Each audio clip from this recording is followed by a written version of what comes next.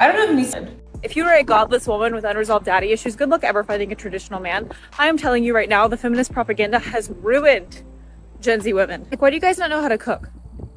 Why are you 17, 18, 19, 20 years old and you're still making microwave mac and cheese for dinner? You don't know how to cook a meal. Guys, you just follow the recipe.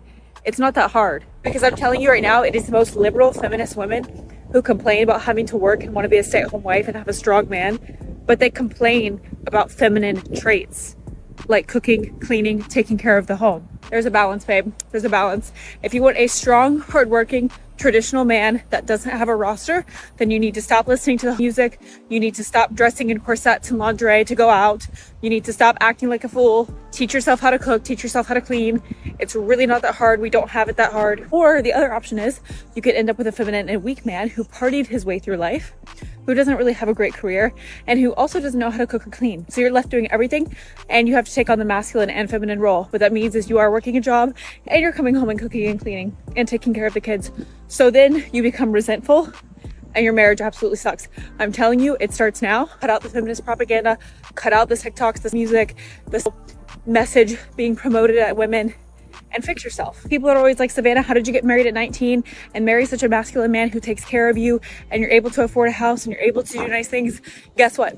I started doing this at 15 years old. Actually, you know what? I was probably younger than that when I started cooking and cleaning. I didn't really party. I got away from my awful feminist liberal friends, and I decided, you know what? I can either go down the feminist path, which is going to school for 8 years, working a career I hate where my boss flirts with me, finally finding a man who's probably weak and feminine because he's probably been married before or just has a crazy roster at that age. And then I would just be miserable and not have anyone to provide for me, probably deal with infertility because I'd be 35 to 40 trying to have kids. And people will say, oh, it's not that deep. Yes, it is.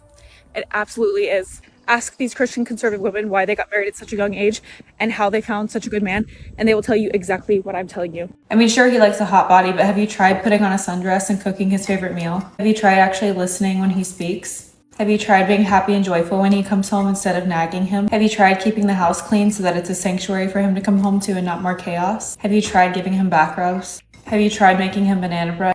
Have you tried thanking him for everything that he does for you? Have you tried complimenting him? Have you tried getting ready and putting on a little makeup every day? Have you tried not interrupting him when he speaks? Have you tried trusting him instead of questioning everything that he decides? It's more than a hot body. Okay, hear me out, married people or people in a relationship in general. But if you're married, when you signed that little contract and you agreed to a lot of responsibilities, one of those responsibilities was remaining attractive for your spouse. Attraction is important, despite what society has to say. Attraction is so important in a relationship, and you should want to stay attractive and sexy for your spouse. Oh, and y'all are not gonna like me for this one. Y'all are not gonna like me for this one, but I'm just being real. Women specifically, it is so important that you stay attractive to your husband because, and I'm not condoning cheating in any way, shape, or form. Cheating is awful. It should never happen. But when women let themselves go, men will go elsewhere looking for it. And I'm not talking about when you're 60 and 70. I'm talking about 30s and 40s when it is your hotness prime. I'm not condoning cheating or having a wandering eye in any way, shape, or form. Somebody's gonna misconstrue what I say. But a lot of times that happens because somebody in the relationship let themselves go. Whether it be man or woman, one person is on this level and one person is on this level. Some men are just dogs, so that's that too. And obviously communication is a huge part of this too, which a lot of relationships lack. But me and my husband personally, like, we'll have conversations like, could I be leaner? Could I put on more muscle? Could I do this differently? Do you like when I'm tan? Do you like when I wear my makeup this way?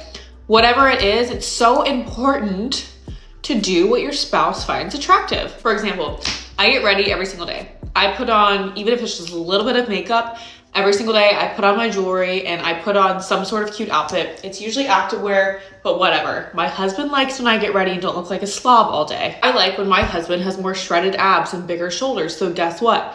He lifts 4 times a week, even after working a 12-hour blue-collar day. If you are not ready to make the sacrifice of keeping yourself in shape, of taking care of yourself, you are not ready for marriage. And I'm not talking about aging. Aging has nothing to do with this. There are women who are in their late 50s, 60s who still work out, go to the gym, eat right, take care of their skin, etc. There's no excuse not to take care of yourself. It benefits you and the person you're in a relationship with. I hate to break it to you, but you're not perfect just the way you are. So let's talk about some ways that I had to change for my husband, because it is in fact okay to change for someone. Number one is I was not affectionate at all. I was not emotional. I didn't tell the man that I loved him. I didn't compliment him. I didn't show my affection in any way, shape, or form. And it was taking a toll on him. Like, who wants a relationship where you don't have somebody who's affectionate and constantly uplifting you? Number two is my communication style. I grew up being very aggressive and very confrontational and not handling things in a very calm manner, and that's something that I had to work on in order to have healthy communication in my marriage. Number three is when conflict would happen or when something would happen to my husband specifically, instead of comforting him and being there for him and being what he needed, I would just immediately get mad at the situation or the person instead of comforting him, and in that moment, that's what he needed. Number four is becoming more feminine, and this kind of happened naturally throughout our relationship. I began to let go of things and not be so uptight and not be so worried all the time and not be so aggressive.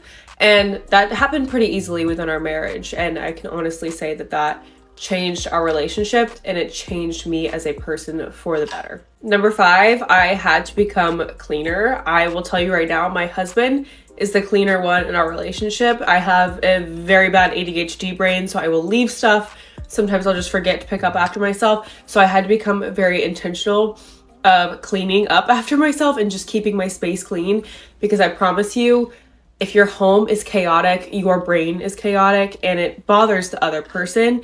So I have become way better at that. It's not a one-way thing. My husband has changed things for me too. It's part of having a healthy marriage. Since I got called a pick-me and a misogynist for having a healthy relationship, here are some things that my husband does for me that makes it very easy for me to do all of those things for him. Just remember, a marriage is not a transactional relationship. Number one, he is at work right now so that I can be here making banana bread. Number two, he does not play video games or watch a bunch of TV or watch sports all the time.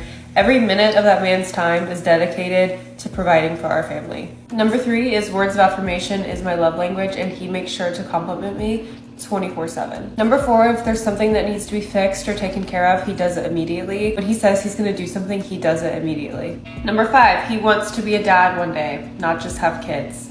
There's a difference. Number six, he lets me be in my feminine. He realizes that there are huge differences between men and women and how they function. He understands the different phases of my cycle and how that affects my mood, which is extremely important. Number seven, he's extremely clean. He helps me clean around the house. He picks up after himself. If I'm sick or not feeling good or I'm busy or I'm traveling, then he takes care of the house. Number eight, he always makes sure that I'm comfortable, taken care of, safe. He always puts me before himself and before anyone else. Never thought I would live in a society where it's misogynistic to love and take care of your husband, but here we are. I don't know why I'm so late to talking about this, but did you guys see that Anne Hathaway is starring in a movie called Yesteryear that was written by Claire Burke? And it's basically making fun of Ballerina Farms, which if you don't follow her, you must go follow her immediately. I think she's got like 10 million on Instagram. She's absolutely incredible. She's got like 6 or 7 kids. Her and her husband are on a farm. Like, what more could a woman want, honestly? But somebody called Claire Burke, who is just a miserable feminist, came up with a story about Ballerina Farm, that she was groomed and that she's a trad wife and her children are props, and just all of these awful things about a woman who simply wants to be a traditional woman, wants to be a mother, wants to be a wife, wants to bake homemade sourdough all day and take care of her farm animals. And it's really disturbing and disgusting that we've gotten to a point in society where we're making fun of traditional women, women that want to be good wives and mothers.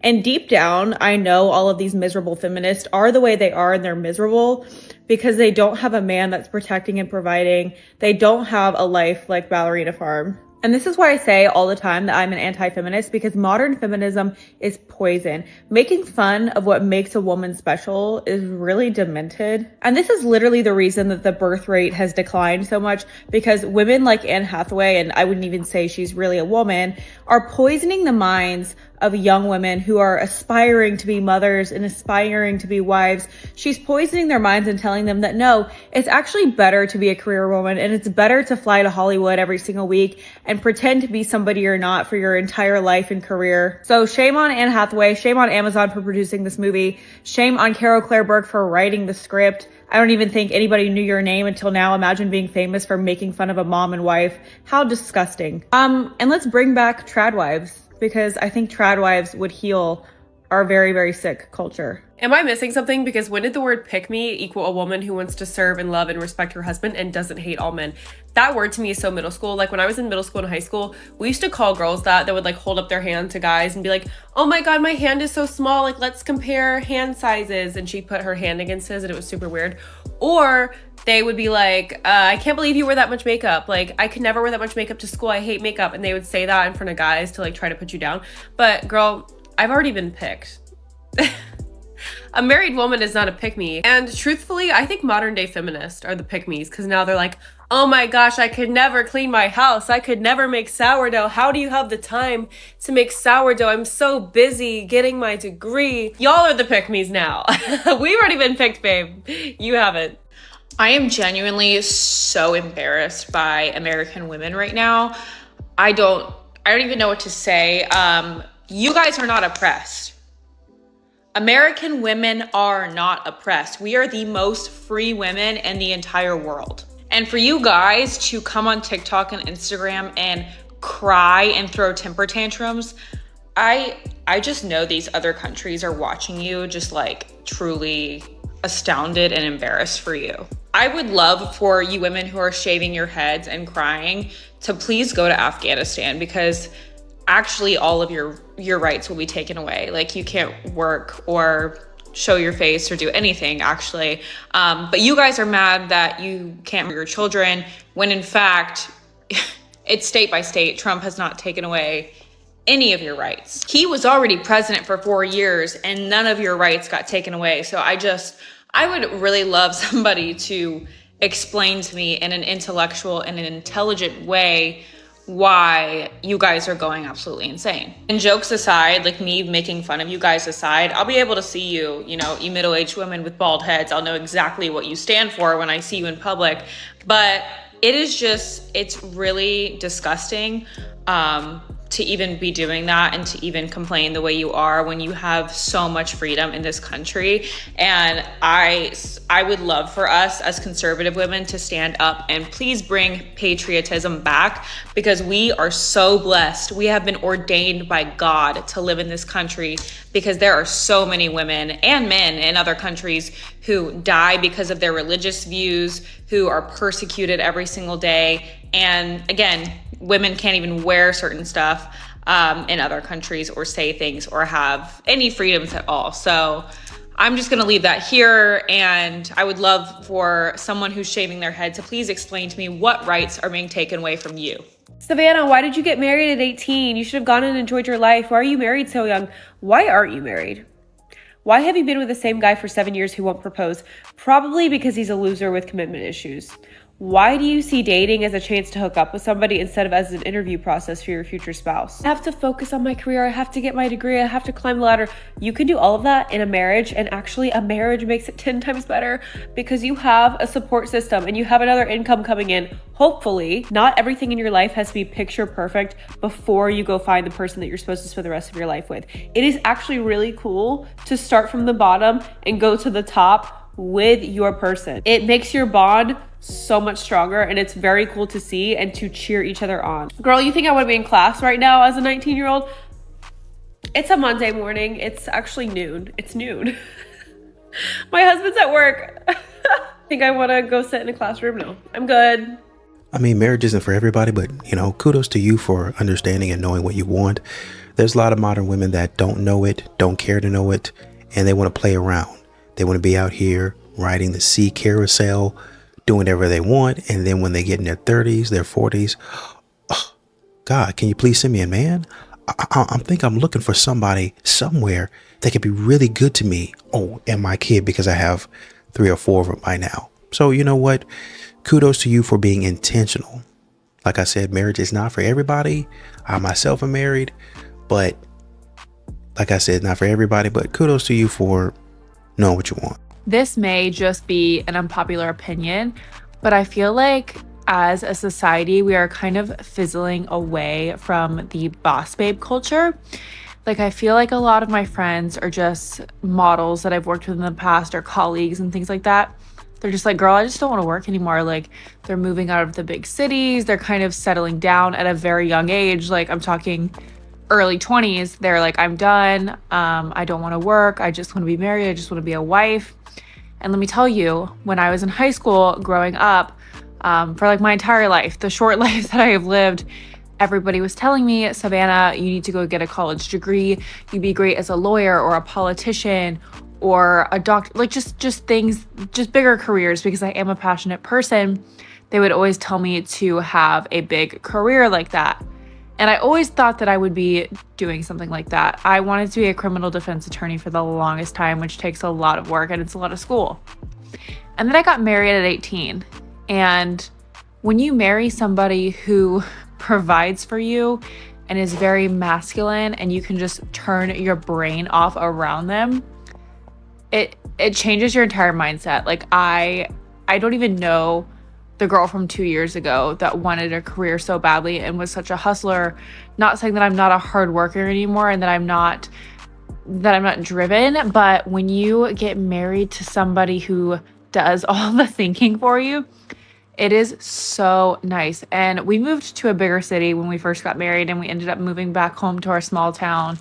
And I'm just a wife. Like I absolutely love it. I have such a good life this way, and I couldn't have imagined it in any other way.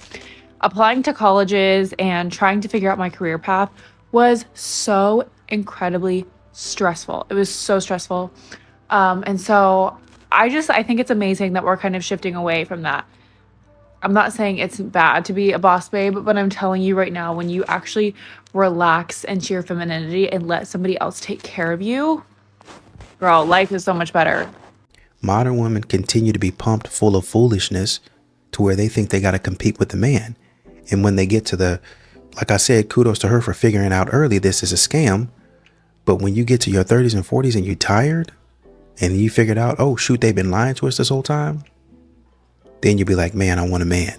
I wish I wouldn't have girl bossed like that. Girl boss culture is so dead. There has been a cultural shift that nobody can deny, especially on social media, of women and their aprons, baking sourdough, caring for their husbands, talking about their dream of being a stay-at-home wife. It is no secret that women are embracing their femininity more and realizing that this whole lie that your career is everything and it's the most important thing in your life was exactly that. It was a huge lie. And I'm just going to speak on personal experience. When me and my husband first got married, like literally a week later, we moved to a bigger city. I started a business there and it was hustle. I was on my laptop until like 2 a.m.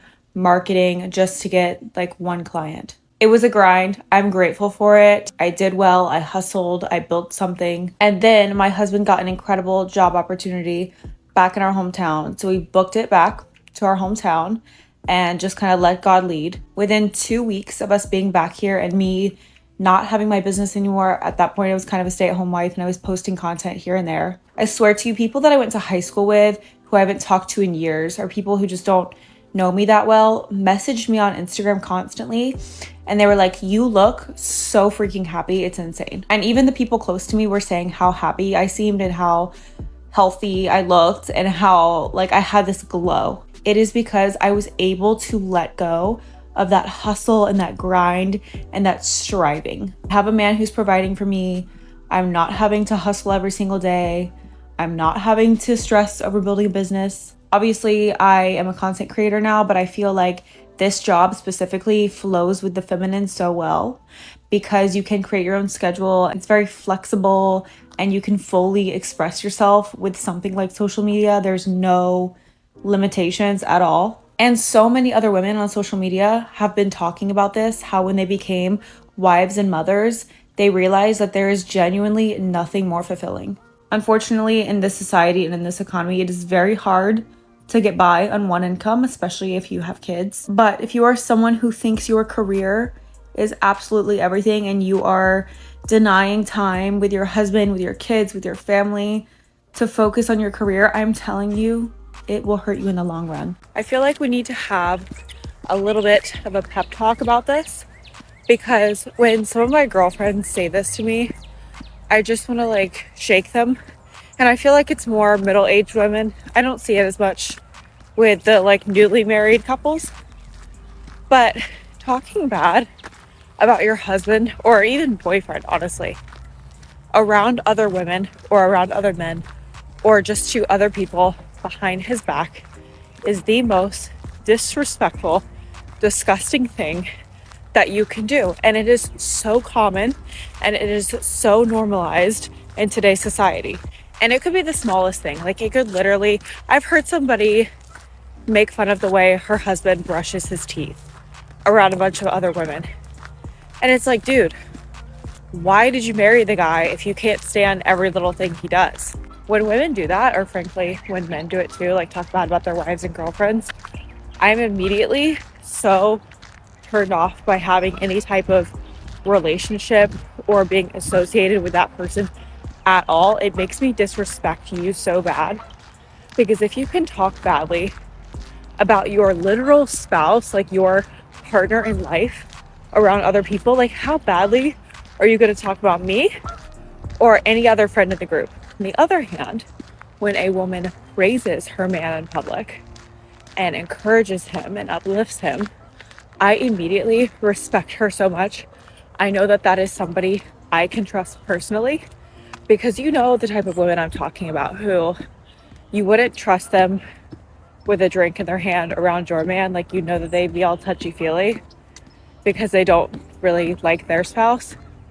So I just know that I can trust those women, and it is such a sign of being a mature woman who actually loves her husband and lets him lead and lets him be the leader of the household. It is 100% the most admirable thing you can do for your spouse when they're not around. And it's funny because I actually had to tell one of my lady friends this yesterday. I went to her husband first and I said, hey man, have you been telling people specific details about your relationship? He was like, no, man. And then I went to her and I said, same question.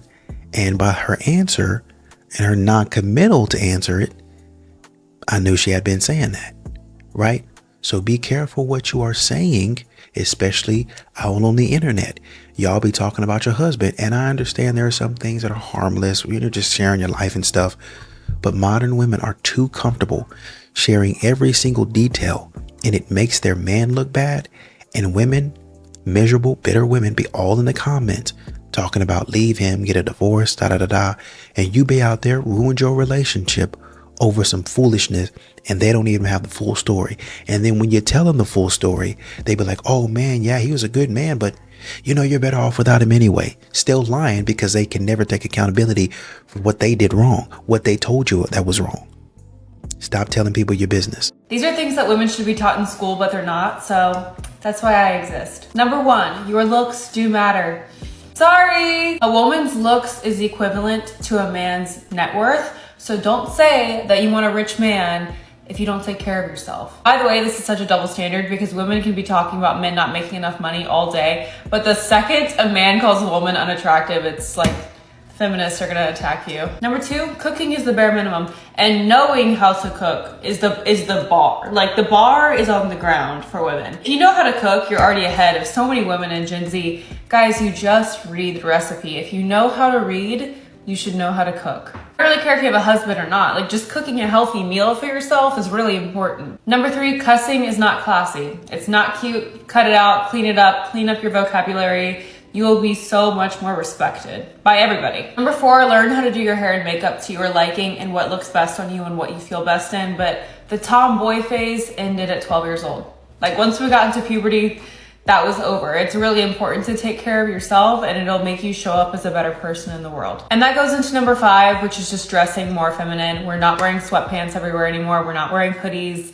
We're dressing like women. Dressing more feminine is not necessarily for somebody else to find you more attractive. You actually just feel better when you look classy, when you dress up a little bit, when you put your hair down and put on a dress instead of the messy button sweatpants. Some days it's fine, but some days it's just better to look classy. Number six is paying attention to what you're putting in your body. In my mind, every single day when I'm fueling myself, I'm thinking like, okay, one day this body is, God willing, going to carry a child, and what would I want to feed that child? Because your body now affects what your future health is going to look like. And with the staggering rates of infertility, this is so important to me. And this also includes hormonal birth control, because hormonal birth control ruined my hormones for like 2 years, and it took a lot of healing. So just try to be as natural as possible. That's why we're making homemade bread right now. Keep in mind, this video is for the women who actually want to become more feminine and want to level up in life, not for the women who just blame everything on the patriarchy. As someone who's been doing this social media thing for like 4 months,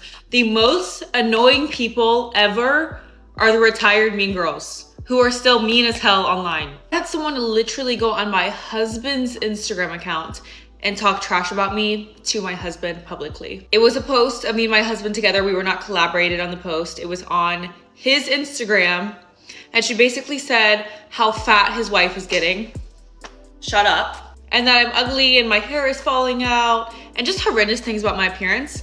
And then she left another comment that was like, I never comment on another female's post. I can't even believe I'm saying awful things about her, but I will do that to somebody who lies and spreads hate. Guys, she did this because she disagrees with me politically. Spreads hate and lies because you don't agree with my side of politics. And please tell me how my appearance has anything to do with my politics. If you hate me for my politics, whatever, go off on my politics. But talking badly about my appearance and going to my husband's page to say it to him is so weird and disgusting. I'm sorry, but you have way too much time on your hands. You're jealous, you're insecure. It's disgusting. I'm telling you, doing that will get you absolutely nowhere in life. So I woke up this morning to what is known as 4B. And it's basically all of these liberal women going on strike saying they're done sleeping around with men and acting a fool. Conservative women have been telling you this for years. We have been telling you to stop sleeping around and being a party animal because it results in consequences. Your actions have consequences. Trad wives have been telling you guys for years, for our entire lives, for you to stop sleeping around because you're going to end up pregnant. And you're not even giving the conservative women credit. We've been telling you to do this. We've been telling you that if you stop acting like an absolute fool, you won't get pregnant. So you know what? Let's all do 4B. We don't have to go absolutely insane and shave our heads and run around like a masculine mess of a woman. But let's stay celibate and stop acting absolutely insane, and life will go better for us. Thank you. You know what the sexiest thing a man can do is? Like the sexiest thing ever, hands down, only have eyes for you. No wandering eyes. No following random girls on Instagram. Genuinely only having eyes for you. Only having attraction for you. Nothing's going, nope, none of that. He is so laser focused on you. Like you are his girl. That is the sexiest thing a man can do. And be tall. Yeah, I guess I would say the most attractive thing that a woman could do is similar to what you were saying a man can do, and that's remain laser focused on what her man thinks and not what everybody else thinks, right? Dressing exclusively for him and not everybody else. But y'all feel so comfortable showing off y'all's assets to where nothing that you give the man is actually exclusive to him. I love that. Sometimes I get sad about being single, and then I see people post their ugly ass boyfriends. Oh my god. Like, oh my god. Like, your boyfriend is ugly. Sorry. The devil is a lie. He's a bold-faced lie. So I'm giving up on this female generation. I got a girl's number last night. I text her today, like a gentleman. Said, hey, it was nice to meet you. She said, which one are you? Weird thing to say. So I'm the one that got your number outside of the bar last night. She said, I gave my number to about 10 dudes. My sister in Christ, you don't say that, you weirdo. I didn't know what to say, so I just said, I was the black one. She said, oh, how up was I? I got defensive. I said, because that's supposed to mean. She went, well, usually I'm just not into black dudes. I said, well, last night you were. Last night you were. I rode the lie. She said, what's your Instagram? So I blocked her. Sorry if this sounds pick me, but tallness does nothing for me. I don't care if a guy is tall. I have short guy friends who I feel like think I'm lying when I say that, but like, I am not. A lot of my friends, we talk amongst ourselves about how we do not care if a guy is tall. I know that people are very outspoken about liking tall guys, and that must suck. like to be subjected to the kind of shallow body talk that women get constantly. And like, I know that there are privileges that come with height and like whatever, but just don't despair, short kings. She's out there. I just saw a video of a girl getting flowers for her first date, and I'm going in my mind, oh, that's so sweet, that's so thoughtful. And then I open the comments, and it's one after another, people going, that's crazy, that's too much, what do you mean? That's just right off the bat, that's a red flag.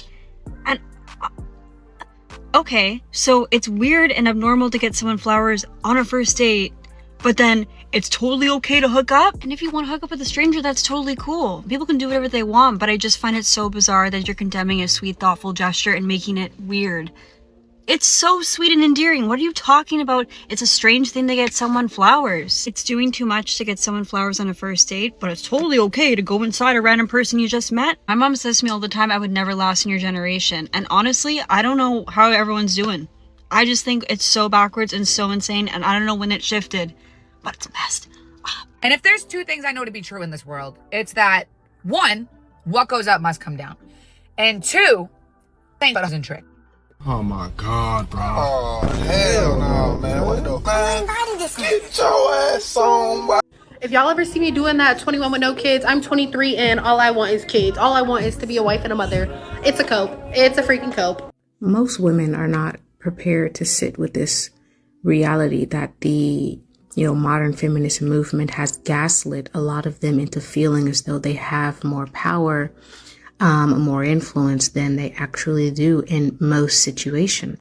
A lot of women really struggle to kind of sit with the truth, the objective truth of the situation. And men know this. Men know that women really struggle with knowing the truth. To tell women the truth is often to invite a lot of conflict, a lot of trouble, a lot of cognitive dissonance on her part, because the reality that a lot of women are taught from a very early age to dream up in our heads does not match with the actual reality that is. So that causes issues in their brain, and the response is like lashing out. And for this reason, it's easier for men to lie to women, to avoid conflict, to avoid confronting her with the truth, which is like a head-on collision for a lot of women who still live in a sort of la la land kind of feel-good, comfortable reality. Whatever does not make me comfortable does not serve me, zen, sort of like BS reality, right? If she were to be confronted with the truth, it would cause this sort of reaction, visceral reaction. Women like comfort. Women like feeling like they're comfort. That's the key, is women like to feel as though they're comfortable. Do women really actually have a lot of power in most situations? Maybe, maybe not. But as long as they feel as though they do, it's enough. And this is where you get the whole, I'm a boss babe. I'm an alpha female. I'm empowered. I'm powerful. Reaffirming to herself the reality that she's built inside of her head. But truly in reality, if these are things that you have to say, they're probably not true. The most powerful women in the world don't get up on any kind of soapbox talking about how empowered they are. They just kind of live it, right? It's every day for them.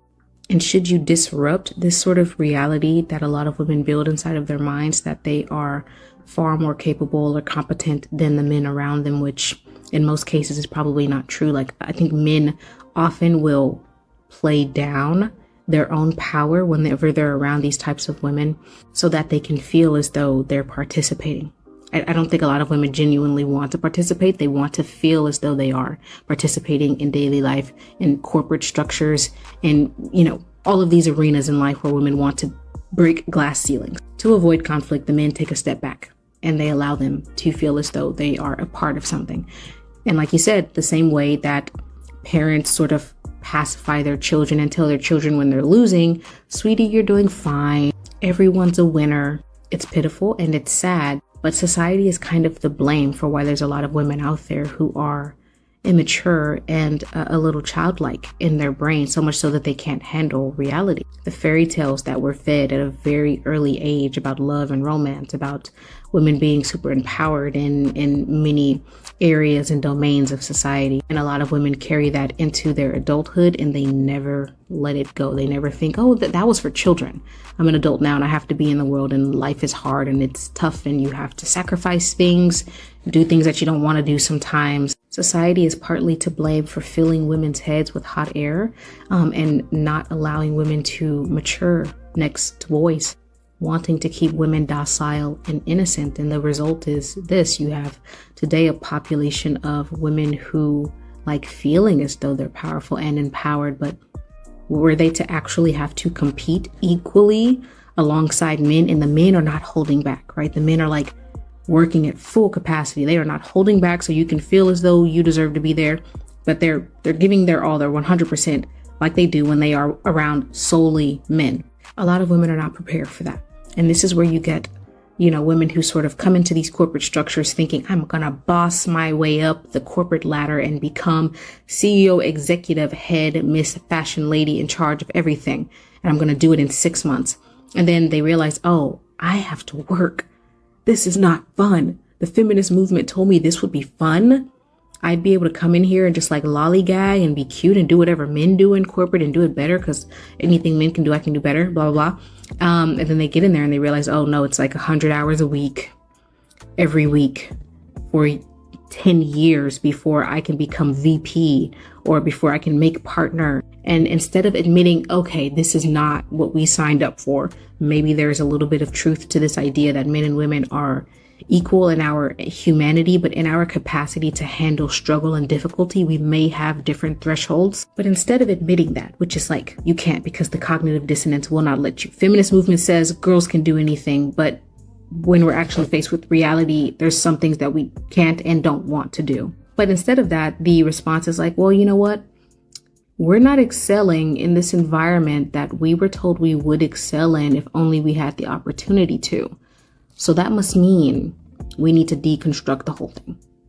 If we can't excel in the office space, then nobody should work. Duh. No, it just doesn't work that way. But that's the jagged little pill that a lot of women are going to have to swallow. You want it to work. You want it to be equal to men. This is what it looks like. And it's really hard. You could back out at any time. No one's stopping you. Tap my link in bio. Sign up for my Discord to stay tuned on my ebook as well as my book club on femininity and power for women. Take care of the man that takes care of you. There's so much advice on the internet telling women to, play men, get that money, do that, whatever. You're gonna do that. But when you have a good man, make sure you take care of him. Make sure he is fed. Make sure his mental health is right. Make sure that he is working out. Make sure that he is not drained. Make sure that his back is rubbed. Make sure that he has a home cooked meal every day if that's what he wants. Don't be spending all his money while he's high and dry and broke and you loaded over there. I feel like we have gotten to this mentality of like the rappers, girlfriends, and baby mamas, and everybody want that kind of lifestyle. Women who are actually looking for a partner. If you are looking for marriage and happiness and stability and companionship, you cannot be selfish. Now, if that man ain't worth nothing and you just getting what you can out of the situation, then by all means do you, boo. But if that man makes sure that you are respected, happy, taken care of, have all the nice things that you like, you need to make sure that he gets the same in return. I feel like this is why a lot of men are getting to the point where they're saying like marriage is no point for men. What are they getting out of marriage? And it's the same way for women. They feel like they're not getting certain things out of a marriage. But speaking from a perspective of having a good man that takes care of you, it has to be reciprocated. Don't be selfish, please. Not with a good man.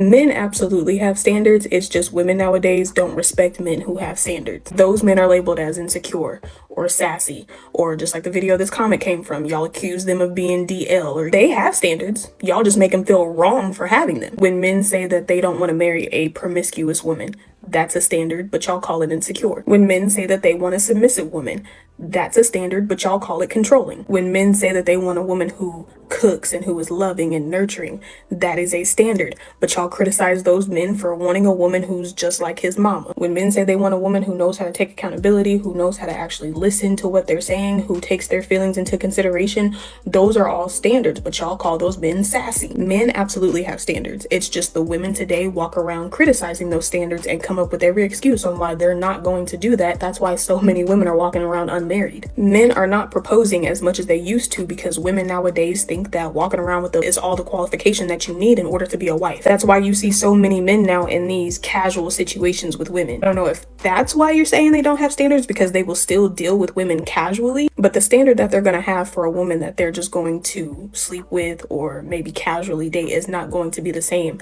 as the standards that he has for a woman who he's going to take seriously. You don't need a lot of qualification to be the type of woman that a man is willing to sleep with and maybe hang out with from time to time. That doesn't mean that men don't have standards. It just means that they've accepted the situation for what it is. They'll sleep with you if you let them. They'll casually hang out with you. You might get a Netflix and chill here, maybe an overnight stay there. Depending on the man that you're talking about, you might get a casual date slipped in there somewhere, but most of the time that's all you'll get. And until women start acting like women again, it's not going to change. Red flag behavior if a guy is fixated on body count. And why is that a red flag? A woman's past history actually has nothing to do with loyalty, commitment, trust. And whether some individuals like this or not, it actually does say a lot about a person, especially in regards to their past choices and some of their decision making. The guy is hardcore fixated on body count. That typically indicates there's insecurity, wanting to be in control, and outdated beliefs. I wonder, would that person be saying the same thing about women that have the same preferences as those guys they're criticizing? Because body count actually does matter quite a lot to a great many people, as it does indicate quite a lot about a person's character. And none of that actually contributes or makes for a healthy long-term relationship. You know, it's okay for men to have preferences, right? Whereas confident and emotionally mature men care about who you are now, not what was going on in your past. Except oftentimes a person's past behavior is very predictive of their future behavior. And people are allowed to have preferences. You don't have to like it. But trying to shame someone by saying that they're not confident and immature is not the way to go about it. Such a stupid statement. Just because we don't want to be held accountable for our irresponsible behavior, your beliefs are outdated. Went out last night, literally stayed out till 4 a.m. I hate that for me. At the last bar that we were at, it's like a really nice place, and we met the owner. Like, the owner was really interested in my friend. The owner really liked my friend that I was with. And then to me, he was like, I have the perfect guy for you. Like, one of my friends, like, he'd be perfect for you. Like, you're 100% his type. But he's a player. I was like, do I look like I want to get played? What the like, don't set me up with him. Why would I want to go out with him if he's a player? The entire night, me and my friend, we stayed out till 4 a.m. We went to 3 different places. I did not see a single attractive guy. We did not see a single attractive guy. Like, where do they go? Where do they go in New York? It was a fun night though anyway. To the single and toxic women in my comments who wish divorce upon me, that's never happening, because here are some things I did to save my marriage before it even started. Number 1, we literally took a test called Save Your Marriage Before It Starts. It's SYMBIS, and I'm 95% sure that this has to be authorized through a professional or a psychologist of some sort. But every single couple, if you're even thinking about getting married, you need to take this test with your boyfriend or girlfriend. I'm not kidding. Number 1, it's gonna tell you if you're actually compatible with each other and if you're gonna survive in marriage. It's gonna tell you where you both struggle. It's gonna tell you your childhood traumas. It's gonna tell you what you need to do for the other person. It's going to tell you what you're both going to struggle with in marriage and how to fix that effectively. And I can say the test was 100% accurate. Number 2 is we did premarital counseling while we were dating, not even in the engaged phase. We were engaged for 3 days, so it doesn't really count anyways. But while we were dating, while we were talking about marriage, we had a therapist. And then after that, we went to a marriage counselor that was a couple that had just been married for forever, and they were amazing. They have like 7 kids. And we were so blessed to have them because we met them through another couple, like friend of ours, who also got married like 2 weeks before we did. And so it was just amazing. But seriously, this is the biggest life decision you will ever make. You better get counseling. Even if you think everything's perfect and you guys never fight and whatever, there's always something underneath the surface that's gonna come out in marriage. So just be prepared for it. Number 3, and this one is really obvious, but we got the religion, political, family, childhood trauma, past, all of the awkward and hard conversations, we got that out of the way. A few of those conversations you should have before you even start dating somebody, just to save you some time, because listen, you could not marry somebody with different religious and different political views. I don't care what anybody says, it does not work. Number 4, we went to church together and we prayed together long before we got married. This was so important just in the overall decision making. We would constantly pray like, God, if this is your will for us, if you want us to get married, then make that very clear.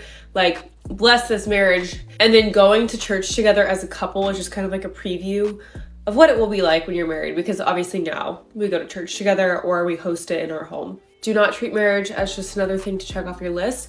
And if a man is not willing to do all of these things with you to prepare for marriage, he's out, girl. He's out. These are some controversial rules that me and my husband follow in our marriage, and they are all biblically based. So there is a reason for them. I don't know, some of these may be controversial, some not, but I just feel like in today's society, if you say you have rules in your marriage, they automatically say that you were groomed or that you're being controlled or whatever. And that is a big fat lie, because it is in fact very important to have rules that protect your marriage. Rule number one is if we are texting somebody of the opposite sex, whether they be in the friend group or not, we're just gonna let each other know. It's just to respect things, so that when I see a girl's name pop up on his phone, I'm like, oh, why are you texting her individually? Because normally we're all in a group chat. Same thing goes for me. If I need to text a guy in our friend group individually, then I will just throw them in a group chat with my husband. It's that simple. There is no conversation that needs to be had between you and someone of the opposite sex without your spouse knowing, unless you're trying to surprise them for a birthday or something and you need somebody else's help. But just even in that case, I don't know, pick somebody of the same sex. Rule number two is we don't encourage lust in our relationship in any way. So that means talking about celebrity crushes, talking about somebody that we found attractive. That includes not following random accounts on Instagram of people we don't know. I just think that that's odd. And I feel like that's the bare minimum. Like when you meet a man and he's following a bunch of bikini models and Instagram models, that's a huge red flag. And that obviously includes we keep completely out of our relationship. And even before we got married, that was a rule. And obviously I can go on a whole tangent about how bad it is for your mind and your relationship and your future relationships. Rule number three is we never deprive each other. And I will never understand why women complain about having sex with their husbands. Like, after everything this man does for me, puts this roof over my head, it's like the least you can do. And also you should want to, like, I'm super attracted to my husband. I don't see this as a chore. Number four is, for the most part, we follow traditional gender roles. So I am cooking every single night. I'm the one who cleans most of the time. And my husband works 40 to 80 hours a week, depending on the week. But of course, in some situations, if I'm sick, like, my husband is obviously going to help me and clean. We always keep our house clean, no matter who does it. And if I have a long day of working, let's say I have to be on set all day, like, of course he's gonna take care of the house and help me out that day. Number five is I don't go on girls trips, like girls only trips. He doesn't go on guys trips. Our friend group doesn't really do that anyways. Like, if we wanna go all on a trip, everybody goes together. But I just think that girls trips are odd, and that's for drinking and hooking up. And as a married woman, I just avoid it. And number six, let's say I'm on set and we're all going to dinner afterwards. I will not be drinking if my husband is not around. Like, when we're out and we're drinking, my husband is always around me. Like, he's my Uber. He makes sure that nobody's gonna mess with me. He takes care of me. So I am not going to drink when he's not around, because that opens up so many opportunities for somebody to take advantage of me, or just my safety in general. And honestly, it clears the air of any room for flirting with anybody else. Like, let's be honest, when you have a drink or two in you, you're just more flirty as a woman, like, for the most part, and I just don't want to give anybody the wrong idea ever. And number seven, and this is definitely the most important one, is we are constantly praying together. There's a statistic, and it's like couples that pray together have a, I think, 99% chance of not getting a divorce. Couples that pray together every single day. It's an extremely high statistic, and it's very important in our marriage that we are praying together every single day. Listen, sometimes we fall short and just forget, but I promise you it makes such a huge difference in your marriage, and it gives you like an intimacy you wouldn't have otherwise. Let me know if you guys liked this, and I will definitely do a part 2.